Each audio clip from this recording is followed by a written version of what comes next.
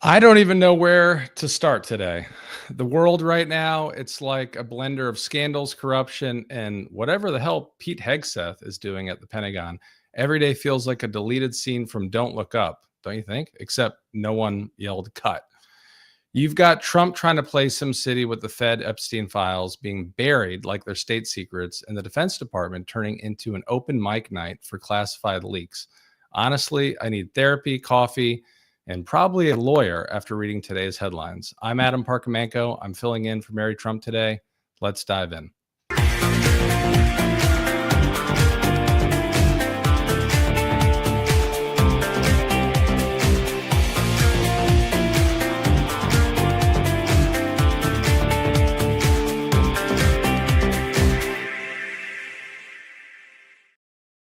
I love that opening where fake news goes to die. So, Donald visited the Federal Reserve today under the guise of checking on a $2.5 billion renovation. Yep, a man who went bankrupt running a casino is now supervising construction at the Fed. He wore a hard hat. So brave of him. Let's take a look at this moment between Donald and Fed Chair Jerome Powell. Well, thank you very much. We're looking at the construction, and we're with the chairman, as you know. Chairman, come on over. And we're just taking a look at what's happening. You know, it's a tough construction job. They're building basements where they didn't exist or expanding them, and a lot of very expensive work. There's no question about it. Only on Mary Trump's show do you get that voice.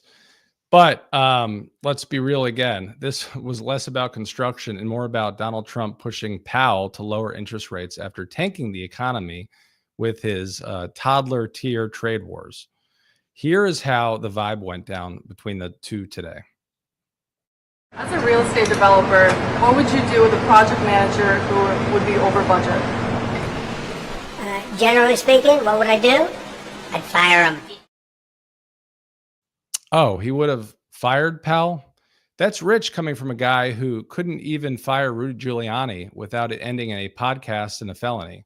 Trump, Donald Trump, we'll say Donald Trump because this is Mary Trump's show, talking about economic policy is like your drunk uncle lecturing the bartender. Loud, wrong, and deeply embarrassing.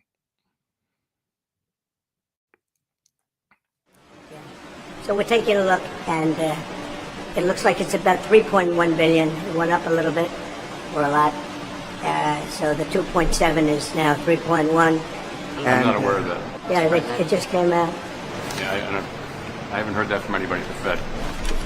Yeah, it just came out. Our notes had it about 3.1 as well. 3.1. 3.2. This came from us? Yes. I don't know who does that. You're including the Martin renovation. You just added. That's our entire capital. Yeah, you just added in a third building. Is what that is. That's a third building. Yeah, but it's a building that's being built. No, it was built 5 years ago. We finished Martin 5 years ago. So it's part of the overall work. But it's not new. He's always, got a piece of paper and a Sharpie and sidekick there. This is like watching Statler and Waldorf from the Muppets argue over who wrecked the economy more. Powell's trying to maintain stability while Donald's out here doing cosplay construction worker like he's in a Village People reboot. Let's be clear. The Federal Reserve is supposed to operate independently, but Donald doesn't do norms. He's laying the groundwork to fire Powell and install a yes man who will juice the economy just long enough for him to pretend everything's fine while he robs us blind again. Literally, robbery in plain daylight. If you ever needed a sign that Donald's gearing up for another hostile takeover of democracy, here it is. Fire Powell, install a clown, flood the market with monopoly money, and hope nobody notices the Epstein files in the drawer behind him. Now, while Donald was playing Bob the Builder with Powell, his base is still tripping over the Epstein scandal.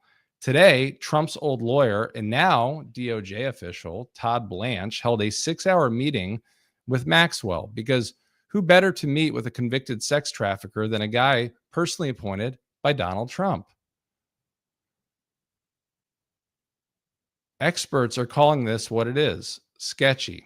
Blanche isn't just biased, he's Donald's boy, and Donald's fingerprints are all over the cover up. Literally, if the files are accurate.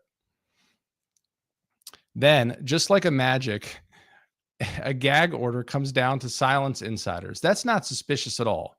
Right on the heels of a Wall Street Journal bombshell that Donald was told in May he is on the Epstein list. And we're going to pull up a clip here.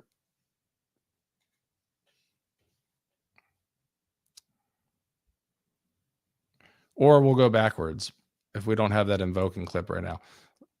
It just keeps getting worse. He's trying to memory hole the entire thing while whispering to Maxwell through his DOJ mouthpiece. Could this finally be the thing that takes him down? I mean, if sex trafficking, classified leaks, and inciting insurrection don't do it, we're officially in a cult. Mercedes, if you're on, if we have that clip, we can pull it up. If not, I'll keep going. Have you ever had a personal relationship with Donald Trump? What do you mean by personal relationships? Have you socialized with him? Yes, sir. Yes? Yes, sir. Have you ever socialized with Donald Trump in the presence of females under the age of 18? Though I'd like to answer that question, at least today, I'm going to have to assert my 5th, 6th, and 14th Amendment rights, sir. And by the way, Mary's got an incredible team of Mercedes, Lexi, and a bunch of other people. So as I'm filling in, if I'm a little slow here, I apologize, but I appreciate everybody who's helping behind the scenes. That clip, by the way, is just egregious and ridiculous for numerous reasons. But if you go back to Donald Trump, I think during the 2016 campaign, one of the things he said is you're not innocent if you take the fifth. And obviously, he took the fifth hundreds of times since then, whether it was, the state of New York and others. But Jeffrey Epstein in that clip literally could have just said no, but he pled 3 different things. So that's where we're at. Now, let's shift from Donald's past crimes to his administration's human rights violations. I'm going to totally ruin this name, but Leon Rangel, a Venezuelan man, is suing the U.S. for $1.3 million after being wrongfully deported under Donald Trump and imprisoned in El Salvador. For months, he says he was locked in a 10-square-foot cell with 20 other men. No medication, no calls, just abuse. This isn't just tragic. It's a part of a pattern, as we have seen with everything that happens. This is more than understandable. It's a preview of what accountability could finally look like. Rangel is just one of 252 men Trump expelled. This is what cruelty as policy looks like. No due process, no humanity, just theater for Fox News, which is sort of interesting given everything going on with Rupert Fox and the Wall Street Journal right now. Now, we'll get into Hegseth a little bit here. Let's talk about Trump's defense secretary. All right. Pete, the guy that has a big drinking problem. The classified info sprinkler system. The man leaks more than Mar-a-Lago's plumbing. Today, we learned he shared secret, non-foreign, classified military plans about Yemen strikes in a fucking Signal group chat. That label means even our closest allies weren't supposed to see it. But Pete was like, YOLO. And what's the Pentagon's response? No classified info was shared? Okay. And I'm a backup dancer for Beyonce, as you guys know. We have the screenshots, we have the email, we have the evidence. And this is not very difficult. Pete Hegseth is about as qualified to run the Defense Department as a QAnon influencer is to run NASA. This man literally shared war plans in a group chat. That's not just reckless, it's illegal. And they're still lying to our faces about it. So fire him, prosecute him. Hell, just unplug his Wi-Fi, maybe be a little better. Okay, let's breathe. Deep, inhale, exhale. And now let's ride shotgun with the bullshit. Around 10 a.m., the Norfolk Police Division responded to a call of a man driving eastbound on 275 with a Watusi bowl in his passenger seat. The officers received a call reference a car driving into town that had a cow in it. They thought that it was going to be, like a calf, something smaller, something that actually fit inside the vehicle. As a result, the officer performed a traffic stop and addressed some traffic violations that were occurring with that particular situation. The Watusi bull's name was Howdy Doody. The officer wrote him some warnings. There were some citable issues with that situation. The officer chose to write him a warning and ask him to take the animal back home and to leave the city. Meyer and Howdy Doody are on their way back home, and no one was hurt. Doesn't get much more interesting than that. We're living in interesting times, folks. I wanted to see if we could pull up a couple questions. I think we got Mercedes and Lexi. Here we go. And say thank you. Regina Wolf, thank you for contributing to $10 to Mary Trump Media. Kudos to South Park for making fun of DJT and his tiny body parts in their opening show for the season. Okay, so this is really funny. I saw, and I don't know if this is real or not, so we'll just say we don't know. This is alleged. There's a rumor out there. It's happening. Trump is reported to want to sue over the South Park episode, saying he has a tiny penis. That would be funny for two reasons. Mrs. Betty Bowers, as many of you all know on social, says. One, discovery, and two, truth is an absolute defense in defamation actions. So I quoted that and said, small and short discovery. I don't know what's going to happen there, but as you all know, with what happened with Colbert, immediately after that action was taken against him, a lot of money was moved to South Park, and they immediately went and did what was just a wild episode. So if you haven't seen it yet, check it out. Spencer Reed, thank you for contributing 10 pounds, which is probably higher than $10. My mom is from Birmingham, by the way, actually the same place that Ozzy Osbourne was born. I understand that we are babysitting for you people for the next few days in the UK. That's true. Any tips on feeding regimes, bedtime napping, preferred toy, etc.? Thanks as we start. Send them back safely. Yeah. I don't know. I woke up this morning and I literally had this feeling that was sort of like, was yesterday real? Because there were, I don't know, 15, 16, 17 breaking stories about Epstein all at once. And I think that something that's interesting about this is not only did Donald Trump and his fellow, I don't even know what you'd call them, accomplices on their crime spree commit to, releasing all this Epstein information if they were elected and when they got there. But Donald Trump knew exactly like how involved he was. And so the fact that they've now put themselves in a position where, just weeks ago, maybe a month ago, Pam Bondi was saying, she had thousands of documents and binders and, was going to go through and get it out there. And now they're blaming it on Barack Obama, Joe Biden, whoever they can. It's a very interesting situation. And you even have people on the far right who, as we know, are very divided over this. But you even have a couple, quote unquote, scholars and historians, terrible attorneys that are Republicans that are really pretty mixed on this. One of them this morning said that, they had actually spoken with the attorney that represents the estate. And according to their conversation, and by the way, who I'm referring to is Jonathan Turley, as many of you all know. He's a terrible guy who claimed a 10-year-old rape victim was a liar when she wasn't, and that truth came out. Jonathan Turley said he spoke with the attorney of the estate and that he was shocked to learn that no state or federal prosecutors had ever interviewed Maxwell. So whether or not that's true, I have no idea, but it's very fascinating to watch where this all turns. And it's a good reminder, by the way, that Jeffrey Epstein died under Donald Trump's watch. Donald Trump was president at the time. Donna McMullen, $9.99. I like that number. Thank you. Did they check Donald's pockets before he left the Fed? That's a good question. But I did say last week that it appeared to me that Donald Trump was hiding all of the Epstein files in his socks, with a couple of those photos that came out. But, maybe he removed those and he put some other stuff in there.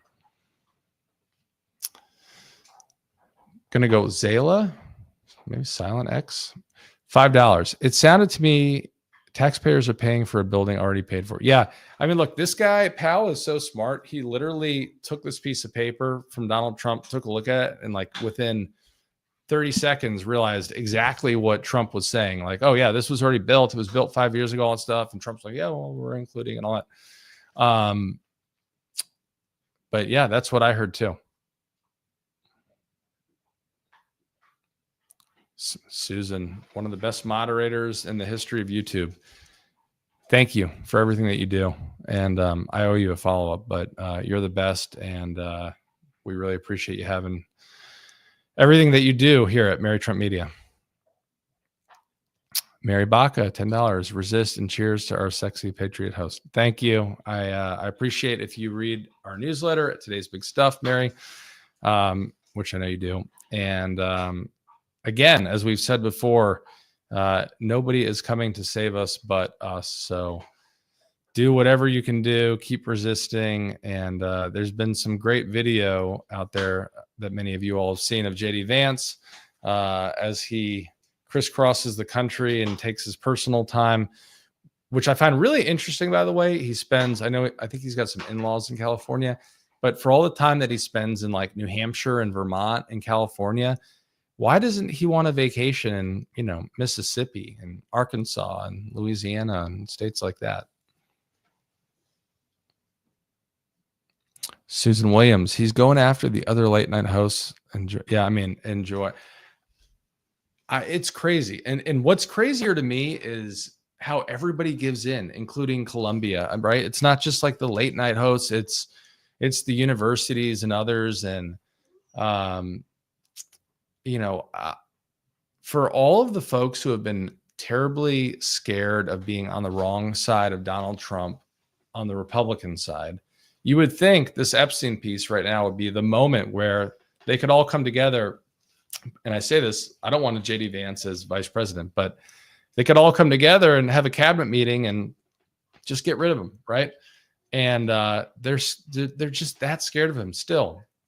They literally have the power to get rid of him and put him away for good and be done with all of this.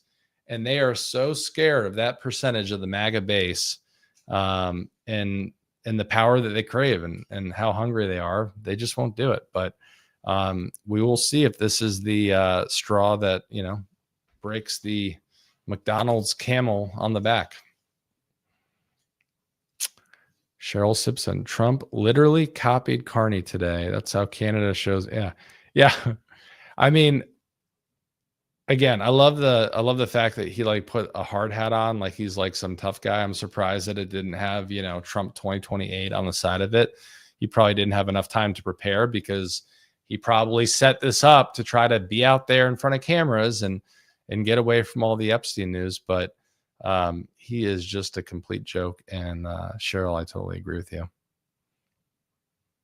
Jen, only the mob pleads the fifth. DJT. Yeah.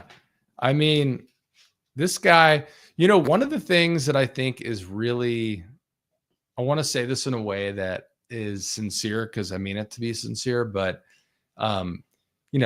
this is getting under Donald Trump's skin, right? The Epstein stuff. And Jen, what you just said is exactly what he said.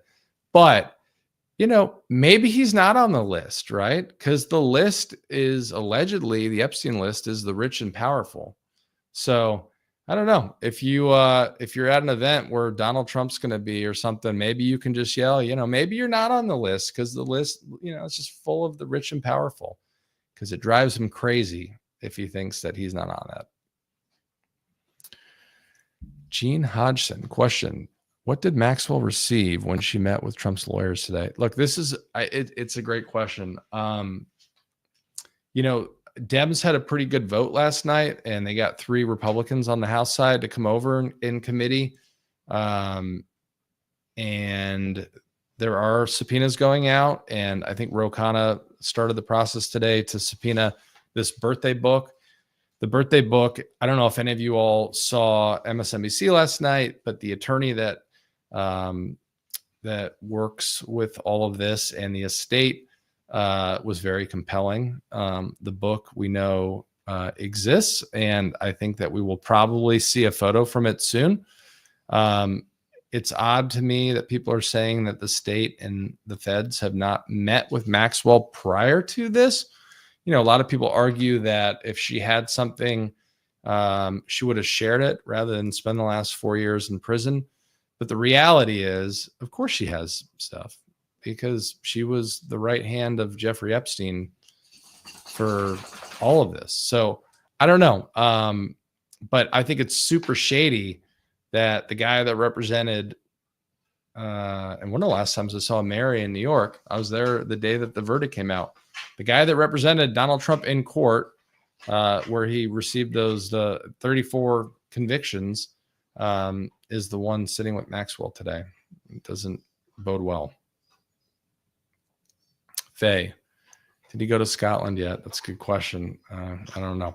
But what I will say is, I do think Dems are getting better at memeing and protesting here at home, but we are still not on the level of our friends in Europe and abroad who continue to just outdo yourselves at bus stops and trains and advertising and so forth. So thank you guys, especially the Democrats abroad who vote back here at home. Shelly Malone, I'm surprised he did not use a Sharpie on his. Yeah, exactly. Didn't use a Sharpie on his hat. It's going to be really weird when that letter comes out. I posted a letter that I own from 2000 that he sent to Hillary after she won, congratulating her. He's got grammatical errors in it. He talked about how excited he was for her to represent him over the next 6 years. So the idea that, one, this guy doesn't send personal correspondence, that's not true. 2, he wrote great going and did that unfortunate signature, which is alleged to look like pubic hair in a letter in the birthday. So I posted that online. I've had it for over 20 years, but I posted that online just to remind people he does, in fact, not only send correspondence, but he sends it and to people who he would probably deny ever supporting. Mary Trump Media, Adam, thank you. You're all set. Thank you guys. Mary's the best. You guys are the best. Please make sure that you hit share, subscribe, hit the little bell, do everything you can, and even like sharing it and sending it to your, family, friends, and neighbors over text message is super helpful to her. So thank you guys for getting her to where she is right now. Thank you to the incredible moderators, and thank you to everybody who keeps coming back. In addition to her great team with Mercedes, Lexi, Dennis, and others. So have a good day.